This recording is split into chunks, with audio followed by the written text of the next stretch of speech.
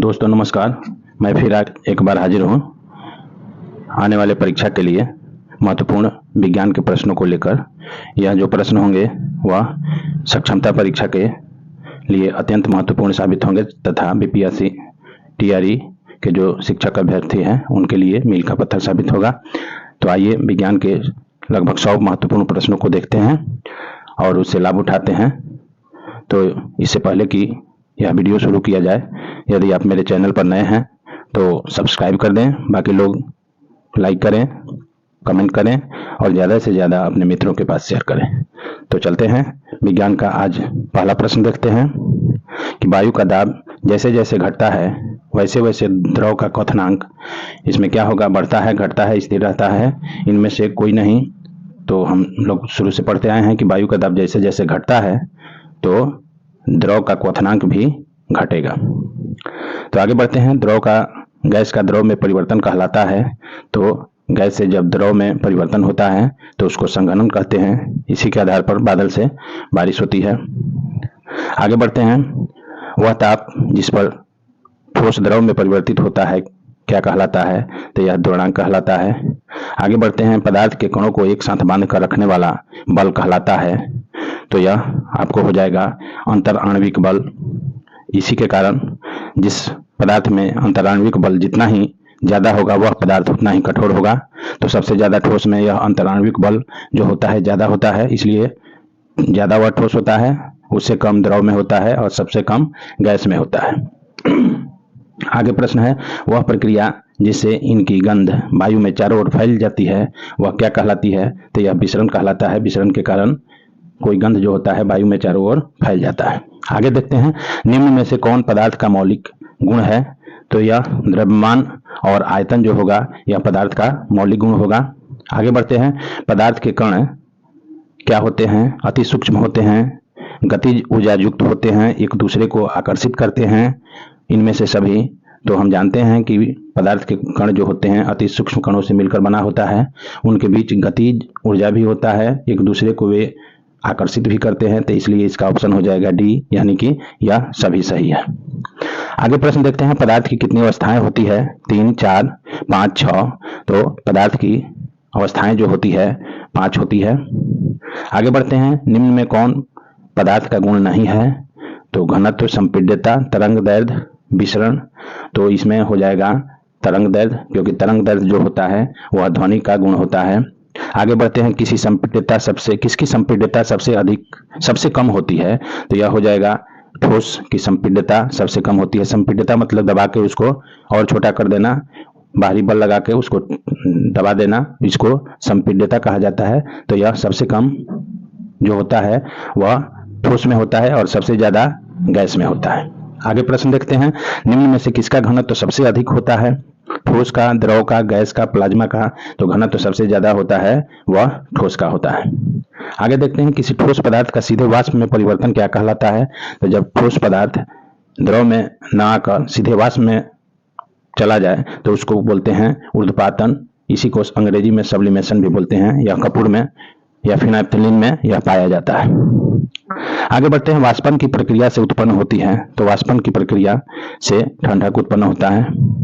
आगे बढ़ते हैं। 100 डिग्री सेंटीग्रेड ताप का केल्विन में मान क्या होगा? तो 0 डिग्री बराबर होता है 273.15। तो उसमें 100 जोड़ देंगे तो इसका सही जवाब हो जाएगा 377.15।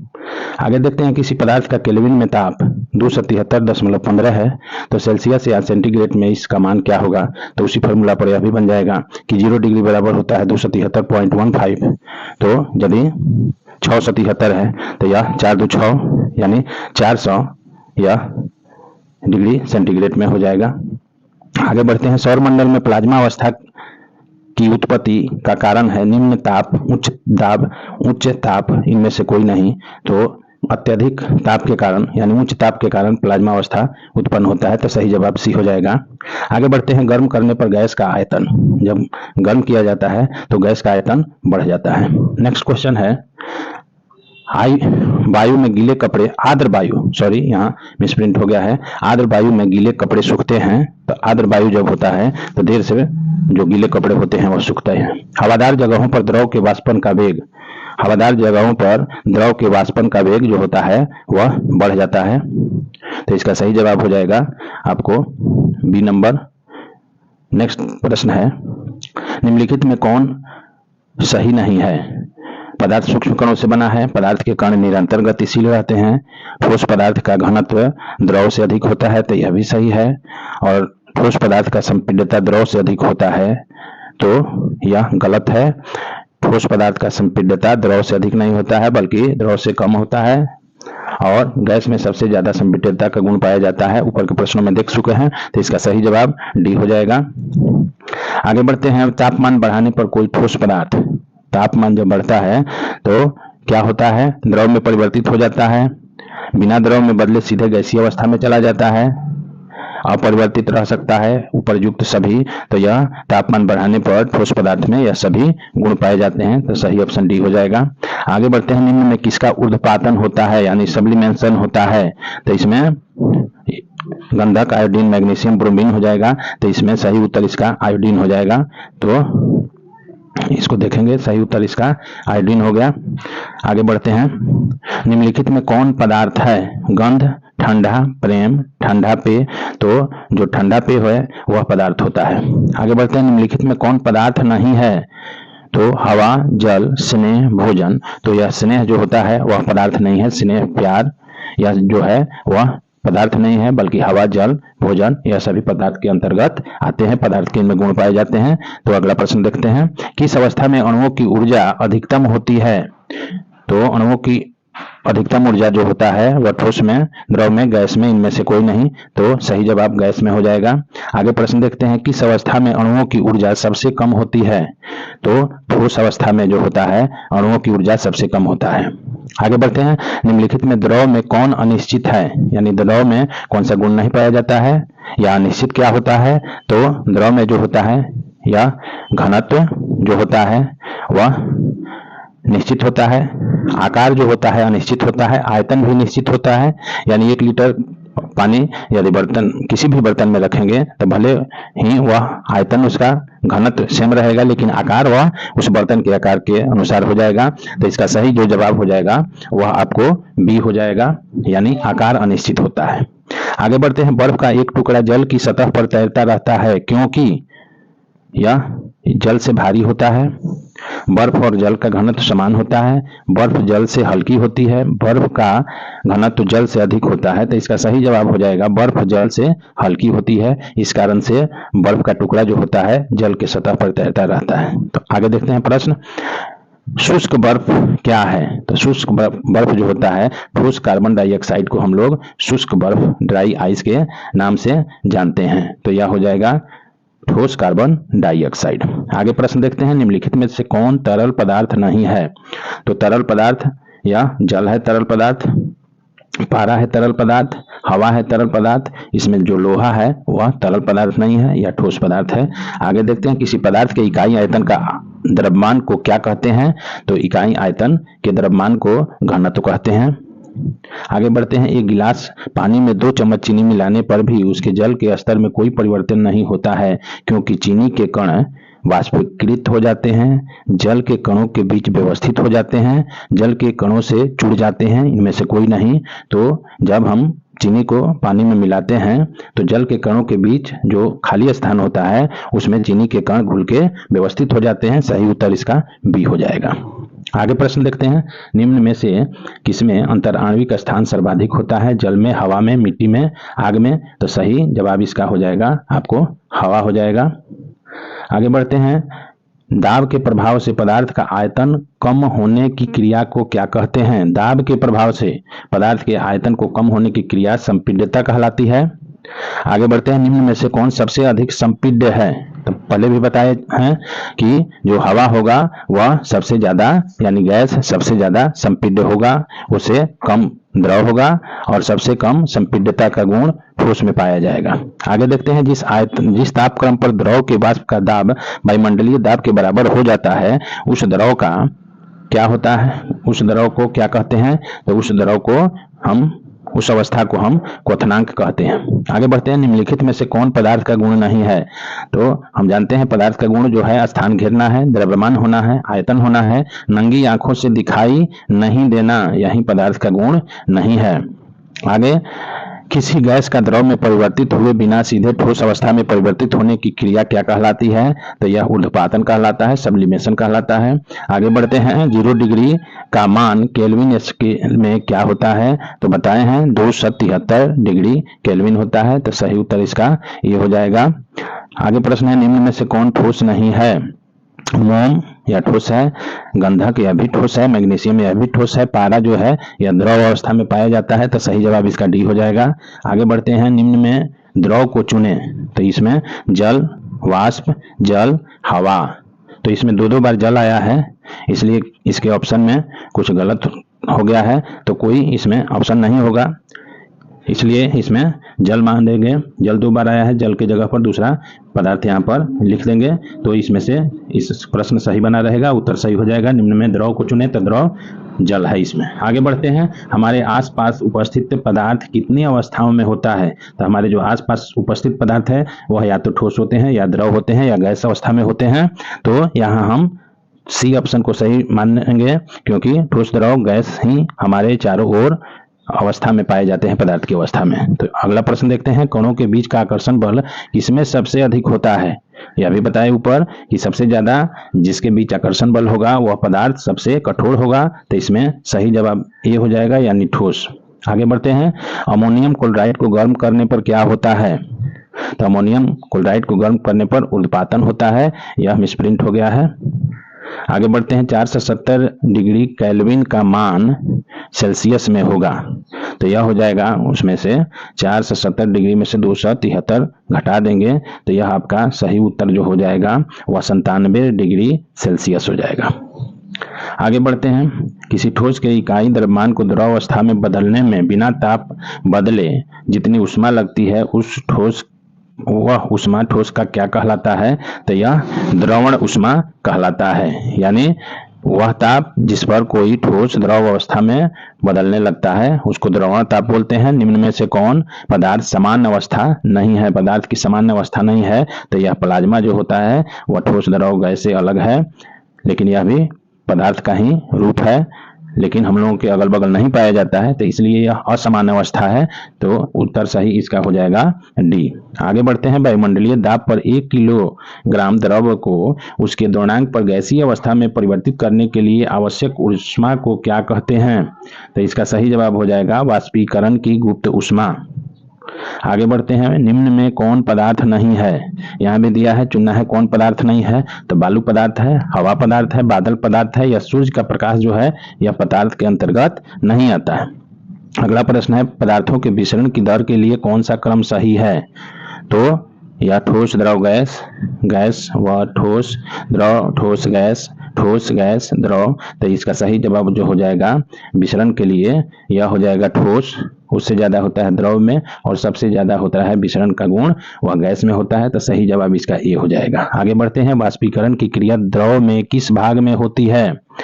तो सतह पर होता है, संपूर्ण द्रव में होता है, निचले भाग में होता है, किसी भी भाग में। तो वाष्पीकरण की क्रिया सबसे ज्यादा सतह पर होती है। आगे बढ़ते हैं, शुष्क बर्फ क्या है? तो शुष्क बर्फ जो है वह ठोस कार्बन डाइऑक्साइड को हम लोग शुष्क बर्फ के नाम से जानते हैं। आगे प्रश्न है, पदार्थ का अवस्था परिवर्तन कैसे होता है? तो यह हो जाएगा तापक्रम में परिवर्तन से, यह भी सही है। दाब में परिवर्तन से, यह भी सही है। तापक्रम बढ़ने और घटने से, यह भी सही है। इनमें से सभी, तो सही ऑप्शन हो जाएगा डी, इनमें से सभी। आगे बढ़ते हैं, गर्म करने पर पदार्थ के ठोस अवस्था से सीधे गैसीय अवस्था में चले जाने की क्रिया को क्या कहते हैं? तो यह पहले भी देख चुके हैं, यह ऊर्ध्वपातन कहलाता है। अगला प्रश्न है, निम्न में से कौन वाष्पीकरण को प्रभावित नहीं करता, यानी इससे वाष्पीकरण प्रभावित नहीं होता है? तो यह वायु का घनत्व जो होगा उससे वाष्पीकरण को कोई फर्क नहीं पड़ेगा। आगे प्रश्न है, वाष्पीकरण की प्रक्रिया एक स्वतः होने वाली प्रक्रिया है और द्रव के क्वथनांक पर निर्भर करती है, शीतलता उत्पन्न करती है, उपयुक्त सभी सही है। तो सही जवाब हो जाएगा डी, उपयुक्त सभी सही है। वाष्पीकरण की गुप्त ऊष्मा क्या है? तो वाष्पीकरण की गुप्त ऊष्मा जो है इसमें से यह ऑप्शन सी हो जाएगा कि क्वथनांक पर किसी द्रव के वाष्पित होने में अवशोषित ऊष्मा को वाष्पीकरण की गुप्त ऊष्मा कहते हैं। आगे है, वायुमंडल में उपस्थित गैसों में वाष्प कौन है? Nitrogen, O2, CO2, H2O। तो यह जल वाष्प जो होता है वह डी हो जाएगा ऑप्शन H2O। आगे प्रश्न है, प्लाज्मा क्या है? तो प्लाज्मा एक गैस है, एक द्रव है, एक ठोस है, पदार्थ की चौथी अवस्था है। तो सही ऑप्शन हो जाएगा, यह प्लाज्मा जो है पदार्थ की चौथी अवस्था है। तो सही उत्तर डी हो जाएगा। आगे प्रश्न है, हाइड्रोजन सल्फाइड गैस की गंध दूर से ही महसूस होती है, ऐसा किस प्रक्रिया के द्वारा होता है? तो यह विसरण के द्वारा दूर से ही कोई पदार्थ का सुगंध या दुर्गंध पता चल जाता है। आगे बढ़ते हैं, निम्न में से कौन सही नहीं है? तो ठोस पदार्थ के कणों की गतिज ऊर्जा न्यूनतम होती है, यह सही है। द्रव तरल होते हैं किंतु ठोस से कम होते हैं, यह भी सही है। वाष्पीकरण की क्रिया द्रव की सतह के अंदर होती है, वाष्पीकरण की क्रिया द्रव की सतह के अंदर होती है, यही गलत है। अंदर नहीं, सतह पर होता है, सतह पर होता है। तो सही यह हो जाएगा, क्योंकि पूछ रहा है इसमें कौन सही नहीं है, तो सही नहीं है वह सी ऑप्शन हो जाएगा। आगे बढ़ते हैं, निम्न में कौन ऊर्ध्वपातित नहीं होता है? गंधक, आयोडीन, नौसादर, कपूर। तो इसमें सही जवाब हो जाएगा गंधक जो होता है ऊर्ध्वपातित नहीं होता है। आगे है, नेफ्थलीन की गोली कुछ समय बाद बिना कोई अवशेष छोड़े गायब हो जाती है, ऐसा किस प्रक्रिया द्वारा होता है? तो यह ऊर्ध्वपातन द्वारा यह होता है। आगे बढ़ते हैं, खाना बनाने वाली गैस की गंध किस यौगिक की उपस्थिति के कारण होती है? यानी गैस जो होता है हमारे यहाँ जो घरेलू गैस प्रयुक्त होता है जिस पर हम लोग खाना बनाते हैं, तो उसमें इथाइल मरकैप्टेन नामक रसायन मिला रहता है, जिसके कारण गैस लीकेज होने पर पता चल जाता है और कोई अनहोनी होने से या दुर्घटना होने से आदमी बच सकता है। तो इसको याद रखेंगे, इथाइल मरकैप्टेन नामक रसायन उसमें मिलाया जाता है गैस के अंदर।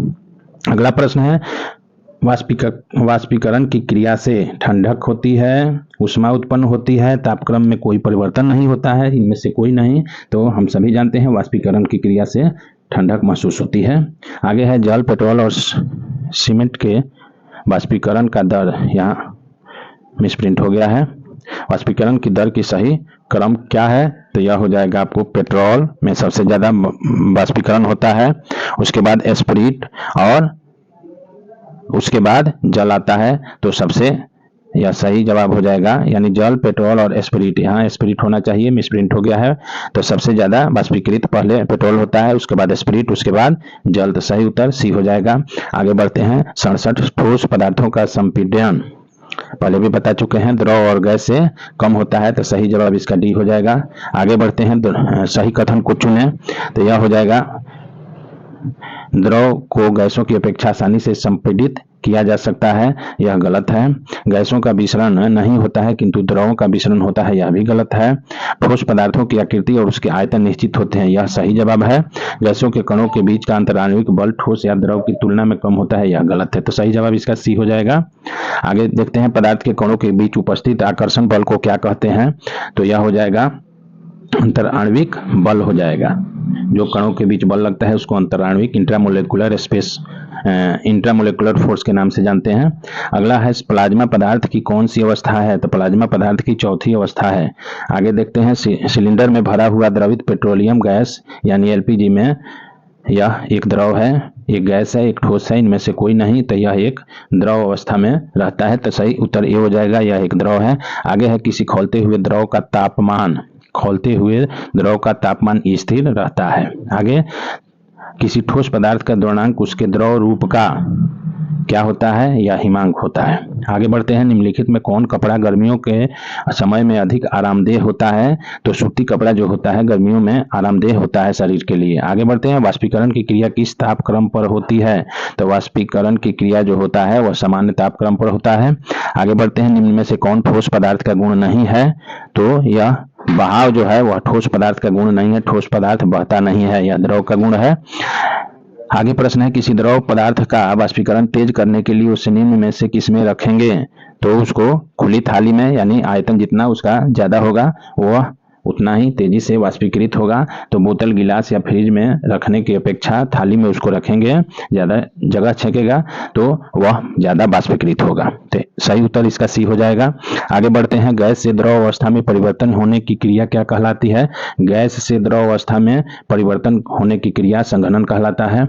आगे बढ़ते हैं, निम्न में से कौन सा द्रव का गुण नहीं है? तो द्रव का गुण निश्चित आयतन अनिश्चित आकृति, बहाव का अभाव, ठोस से अधिक संपीड्यता। तो यह है, यहाँ पूछ रहा है कि कौन द्रव का गुण नहीं है, नहीं है पूछ रहा है, तो इसका सही जवाब हो जाएगा बहाव का अभाव, यही सही नहीं है। आगे प्रश्न है, भोजन की गंध किस क्रिया द्वारा महसूस होती है, तो इसमें भी मिश्रण हो जाएगा। आगे बढ़ते हैं, बर्तन के प्रति इकाई क्षेत्रफल गैस के कणों द्वारा आरोपित बल को क्या कहते हैं, तो यह गैस का दाब कहलाता है, ऑप्शन ए हो जाएगा। आगे बढ़ते हैं, वायुमंडलीय दाब कितने पास्कल के बराबर होता है, तो यह 1,00,000 के बराबर होता है। आगे बढ़ते हैं, वायुमंडलीय दाब पर 1 किलोग्राम ठोस को उसके गलनांक पर द्रव में बदलने के लिए आवश्यक ऊर्जा को क्या कहते हैं, तो संगलन की गुप्त उष्मा, वाष्पीकरण की गुप्त उष्मा, संगलन की उष्मा, वाष्पीकरण की उष्मा। तो सही जवाब जो होगा यह संगलन की गुप्त उष्मा हो जाएगा।